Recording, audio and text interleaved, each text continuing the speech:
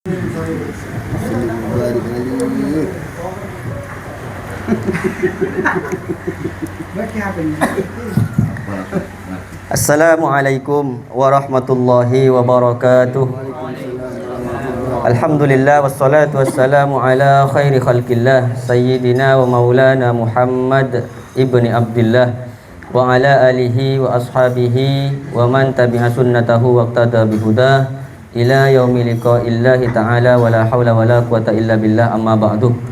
Hadratal muhtaramin wal muhtaramat al-a'izza jami'il hadirina fi hadzal majlis, yang saya muliakan, yang saya hormati dan yang saya banggakan segenap para jamaah, para tamu undangan, wabil khusus kepada sahibul bait Al-Ustadz Muhammad Faisal sekeluarga, mudah-mudahan senantiasa dalam lindungan Allah Subhanahu wa taala serta mendapatkan syafaat dari baginda Rasulullah Muhammad sallallahu alaihi wasallam.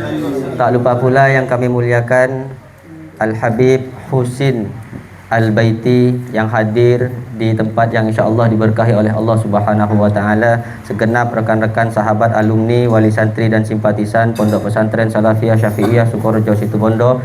Mudah-mudahan pertemuan ini pertemuan yang dihitung, dinilai ganjaran oleh Allah Subhanahu wa taala, yang kelak kita semua berkumpul di hadapan Allah bersama-sama baginda Nabi Muhammad sallallahu alaihi wasallam.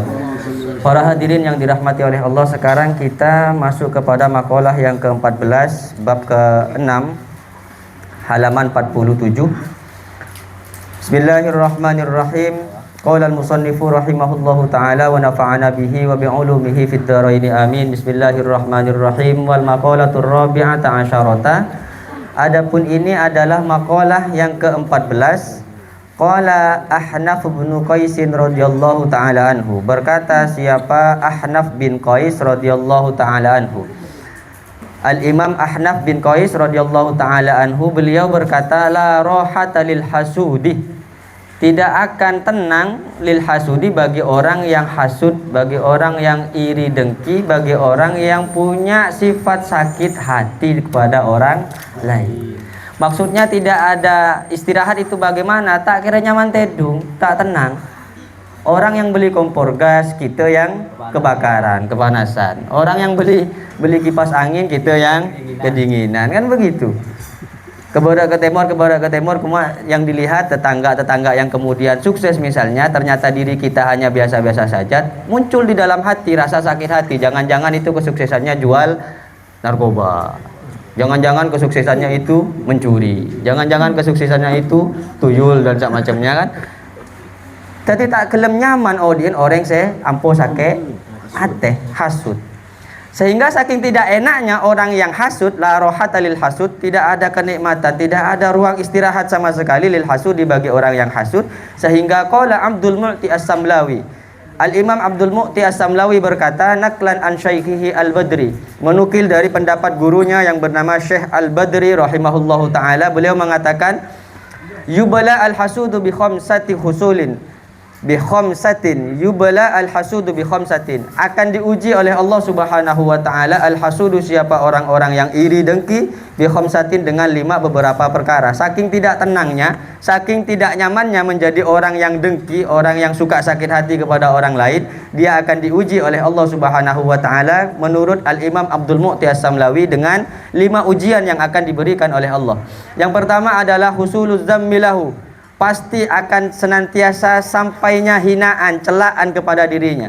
Akan dihina baik yang ada di langit ataupun yang ada di bumi. Makhluk Allah yang ada di langit, para malaikat, kemudian makhluk Allah yang ada di bumi, semuanya akan mencela kepada orang yang hasud. Artinya tidak punya nilai kebaikan di hadapan Allah Subhanahu wa taala, dan juga tidak punya nilai kebaikan di hadapan sesama manusia. Itu yang dialami oleh orang-orang yang punya sifat hasud. Yang kedua, wa husnun daimun, kesedihan yang tiada henti. Wa husnun daimun, kesedihan yang tiada henti. Kenapa kok selalu sedih? Karena kesedihannya itu dibuat oleh dirinya sendiri, yang saking misalnya orang kemudian mendapatkan rizki, orang mendapatkan nikmat yang diberikan oleh Allah Subhanahu wa taala, yang andaikan nikmat yang Allah berikan kepada orang lain ternyata dia malah yang mensyukuri, maka akan mendapatkan kebaikan dirinya. dirinya sendiri yang akan mendapatkan kebaikan. Ya sebaliknya, ketika Allah memberikan rezeki kepada orang lain, kenikmatan kepada orang lain, ternyata kita yang melihat nikmat yang diturunkan oleh Allah kepada orang lain, ternyata diri kita yang kemudian tak nyaman hati, sakit hati. Disitulah penyakit yang seharusnya tak ada dalam hati kita ambil. Dari mulai sakit hati masuk ke pikiran, more yomek nenge pikiran sampai buntu, akhirnya stres. Dari stres kemudian lumpuh. Berawal dari mana penyakit stres, lumpuh, tinggi darah, kemudian segala penyakit itu berawal dari mana? Tengkian ke orang lain. Orang lain andi rezeki sebanyak, orang lain andi kenikmatan yang diberikan oleh Allah Subhanahu wa taala, ternyata didengki. Misalnya yerep sendala, ya kan? Orang sendala orang sokiru, jangan-jangan tuh yerep. Dia kan punya sifat dengki, dan sifat ini merupakan penyakit. Kalau dipelihara maka akan menjadi bumerang terhadap diri kita. Ini yang kedua, punya kesedihan yang tak pernah tiada henti, tidak akan pernah berhenti. Kemudian yang ketiga, wa ghalqu babit taufiqi alaihi, wa ghalqu babit taufiqi, dan dikuncinya pintu taufik, pintu petunjuk yang diberikan oleh Allah Subhanahu wa taala alaihi, atas orang yang iri dan dengki. Mun andi sifat iri dan dengki, maka tidak akan mendapatkan taufik dan hidayah dari Allah Subhanahu wa taala. Hatinya selalu diselumuti dengan sifat iri dengki. Dan ini sulit kadang, sulit. Terkadang kalau kita nilai dengan sifatnya yang materi. Tapi kalau yang sifatnya derajat, sifatnya pangkat yang tidak kelihatan. Misalnya pada guru ngaji, misalnya pada kiai bolong dalam setong majlis, setong beri gelas lain, boleh setong ngomongan itu. Kadang. Mak perak dia saya gelas ngaruh, engkau tak beri ngaria. Lebih nilai iri dengki sakit ate. Ada letak bagus ya. Tak bagus. Melarat Retan? Melarat. Ngelola seperti ini sulit. Setong beri teker, setong tak beri teker. Kadang mah pernah aja saya beri teker kok pada guru ngaji nih ya. Kok pada mak gaya kia. Ego. Iya minta melihat hibi puntan di rokok. Pak minta ketuan rumah, bagi lemak kaya. Pak minta kapi, pak ben rokokan, ben buan, ben kopi, minta kapi. Iya melihat hibi mak kaya kok. Ya Allah, ya mohon kenging melaki nih Pak Kuneden. Ya Kuneden tuh. Tuan rumah tak dengar lagi fokus, tuan rumah tak dengar. Pura-pura tak dengar ya. Allah, jangan kok nyambi rokok, jong. Oke, nyambing kok. Ya malam lagi nih dan teh.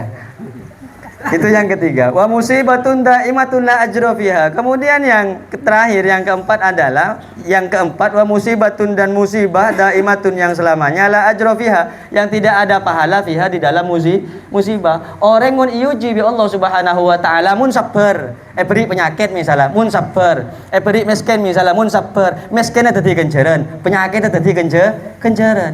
Tapi mun iuji sareng Allah Subhanahu wa taala, kemudian tak ada rasa sabar, ujiannya tak ada kenjeran, neka sia-sia. Itu yang dialami bagi orang yang hasud. Tandi kenjeran, apa saya kelako? Terbakar, hangus perbuatan solehnya gara-gara sifat iri dan dengki. Polan suaran saya genteng, pas saya aden suaran tak genteng, apalah ruah. Cengkok saya aden malah tak bagi kengkok. Kapan suruh aden maju tanda. Kan iri dengki. Cetak ngocak kan nyaman. Kalau ndak mau ngomongkannya nyaman. Budak apa ning masjid gua? Udah pengajian, makin kok tahu ki maca kitab gua. Deki suruh maca kitab tanda.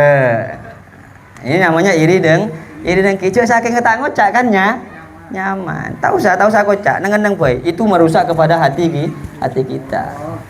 Wal ghadabu syadidu alaihi minallahi ta'ala. Dan yang kelima, katanya Imam Abdul Mu'ti, yang akan diuji oleh Allah Subhanahu wa taala, ujian ini diberikan kepada orang yang hasud. Yang kelima adalah al ghadabu syadid, ampuh akikir. Wal ghadabu syadidi alaihi minallahi ta'ala. Akikir benih kikir ke manusia, tapi akikir ke siapa? Akikir ke Gusti Allah Subhanahu wa taala. Ngoan ke Allah. Ya Allah, arah pemangkau beri miskin sementara tang tetangga lah kena tak ada arupun karibinina anak banyak, ternyata dia soki. Ya Allah, engkau ki kuat tang anak banyak, mak cek miskin engkau. Ya Allah ajareng tu kan. Ini kan saking cubaan ate.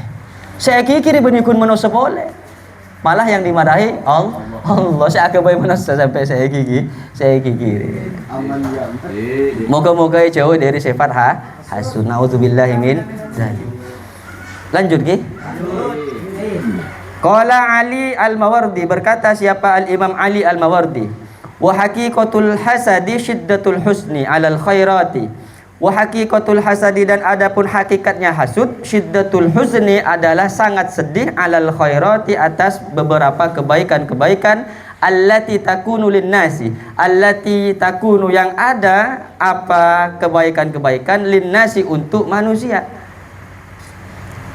Yang ada allati yang ada apa allati takunu yang ada apa allati linnasi untuk manusia, al-afadili yang memiliki beberapa keutamaan. Jadi dikatakan oleh Al-Imam Ali Al-Mawardi, hakikatnya hasud itu apa? Hakikatnya hasud adalah merasakan sangat sedih atas kebaikan-kebaikan, nikmat-nikmat yang Allah Subhanahu wa taala berikan kepada orang lain. Tiba abang tau ngongoan lah, mun abang ki ngongoan kancane beri rokok misalnya kan.